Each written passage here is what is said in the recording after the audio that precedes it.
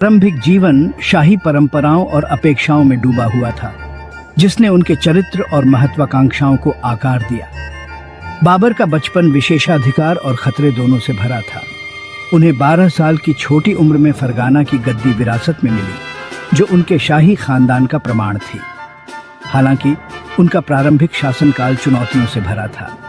उन्हें महत्वाकांक्षी रिश्तेदारों और पड़ोसी शासकों से लगातार खतरों का सामना करना पड़ा, जो सभी फरगाना घाटी पर नियंत्रण पाने के लिए होड़ कर रहे थे। इस अशांत वातावरण ने उन्हें जल्दी परिपक्व होने और अपनी रणनीतिक कुशाग्रता विकसित करने के लिए मजबूर किया। उन्होंने युद्ध और कूटनीति की कला सीखी, जो मध्य एशिया के विश्वासघाती राजनीतिक परिदृश्य में जीवित रहने के लिए आवश्यक कौशल थे। युवा बाबर न केवल एक योद्धा थे, बल्कि अपने आसपास की दुनिया के एक गहरे प्रेक्षक भी थे।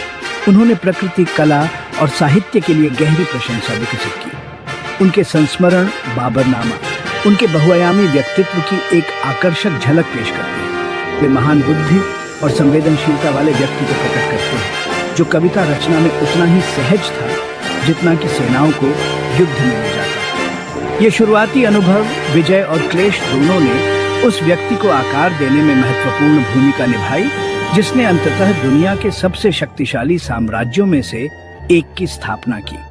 अपने शुरुआती शासनकाल की अंतर्निहित अस्थिरता के बावजूद बाबर की महत्वाकांक्षा कम नहीं हुई। उसने अपने क्षेत्रों का विस्तार करने और एक स्थायी विरासत स्थापित करने का सपना देखा। वह अपने पूर्वजों तैमूर और चंगेज खान के कारनामों से प्रेरित थे और उनकी सैन्य कौशल का अनुकरण करने की इच्छा रखते थे। महानता हासिल करने के उनके दृढ़ संकल्प, उनके शाही वंश और सत्ता की जटिलताओं के शुरुआती संपर्क के साथ उनकी भविष्य की विजयों की नींव रखी। बहुत जल्दी मिली गद्दी, बाबर का सत्ता में उदय और फरगाना की चुनौती। 12 साल की छोटी उम्र में फरगाना की गद्दी विरासत में पाकर बाबर को मध्य एशियाई राजनीति की उथल पुथल वाली दुनिया में धकेल दिया गया। फरगाना घाटी एक रणनीतिक रूप से महत्वपूर्ण क्षेत्र लगातार प्रतिद्वंद्वी दावेदारों द्वारा लड़ा गया था। बाबर के सिंहासन के दावे को तुरंत उनके चाचाओं और अन्य शक्तिशाली रईसों ने चुनौती दी, जिनमें से प्रत्येक उनके अधिकार को हड़पना चाहता था। सत्ता के लिए इस निरंतर संघर्ष ने युवा राजा को जल्दी परिपक्व होने और अपने नेतृत्व कौशल को निखारने के लिए मजबूर किया। बाबर के शासनकाल के शुरुआती वर्षों को कई लड़ाइयों और गठबंधनों द्वारा चिह्नित किया गया था, क्योंकि उन्होंने फरगाना पर अपनी पकड़ बनाए रखने के लिए संघर्ष किया था।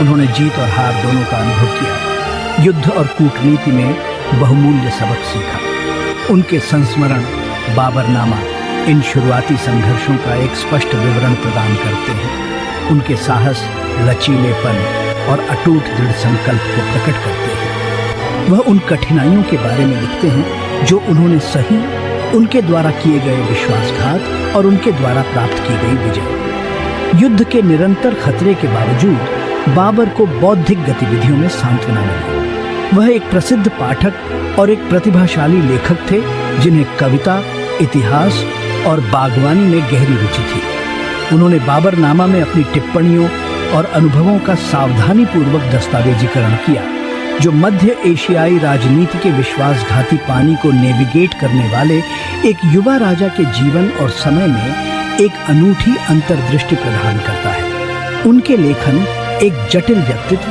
योद्धा राजा और संवेदनशील कलाकार का मिश्रण प्रकट करते हैं। फरगाना में बाबर के सामने आने वाली चुनौतियों ने उनके चरित्र को आकार दिया और उन्हें आगे आने वाली बड़ी विजयों के लिए तैयार किया।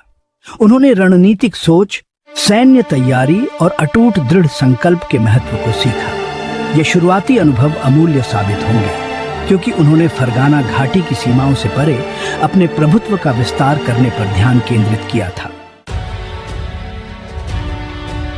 फरगाना से काबुल तक विजय के लिए एक युवा राजा की खोज, महत्वाकांक्षा और अपने पूर्वजों का अनुकरण करने की इच्छा से प्रेरित होकर बाबर ने अपने राज्य का विस्तार करने पर ध्यान केंद्रित किया। उसने समरकंद और काबुल के पड़ोसी क्षेत्रों को निशाना बनाकर कई सैन्य अभियान शुरू किए। महान ऐतिहासिक और सांस्कृतिक महत्व वाला शहर समरकंद बाबर के लिए एक विशेष आकर्षण रखता था। उसने इसे अपनी सही विरासत माना और इसे हासिल करने के कई प्रयास किए। अपने प्रयासों में सफलता और असफलताओं दोनों का सामना किया। समरकंद के लिए बाबर की खोज जीत और हार का उतार चढ़ाव था। उसने 1499 में कुछ समय के लिए शहर पर कब्जा कर लिया। केवल कुछ साल बाद इसे फिर से खो दिया। इस अनुभव ने उन्हें युद्ध की जटिलताओं और मजबूत गठबंधन बनाए रखने के महत्व के बारे में बहुमूल्य सबक सिखाया। उसने महसूस किया कि एक शहर पर कब्जा करना केवल आधी लड़ाई थी। इसे बनाए रखने के लिए राजनीतिक कौशल और स्थानीय आबादी के समर्थन की आवश्यकता थी।